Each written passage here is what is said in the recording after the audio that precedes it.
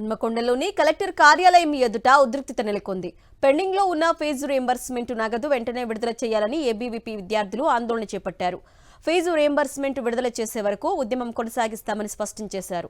రాష్ట్ర బడ్జెట్లో విద్యాశాఖకు 15% నిధులు కేటాయించాలని డిమాండ్ చేశారు. సాంఘిక సంక్షేమ పాఠశాలల్లో విద్యార్థులు చనిపోతున్నా ప్రభుత్వం పట్టించుకోవటం లేదని ఆరోపించారు. వరంగల్ జిల్లాలో 2 మహిళా మంత్రులు ఉన్నా విద్యార్థులపై ఏమాత్రం సానుభూతి చూపటం లేదని విమర్శించారు. ఈ క్రమంలో ఏబీవీపీ నేతలు కలెక్టరేట్ గేట్లు దూకేందుకు యత్నించగా పోలీసులు వారిని అడ్డుకున్నారు.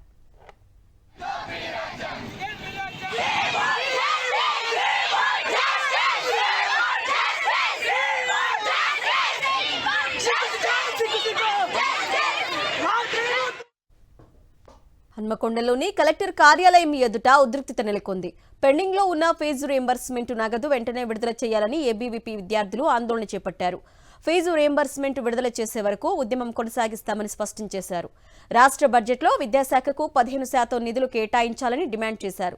సాంఘిక సంక్షేమ పాఠశాలల్లో విద్యార్థులు చనిపోతున్నా ప్రభుత్వం పట్టించుకోవటం లేదని ఆరోపించారు.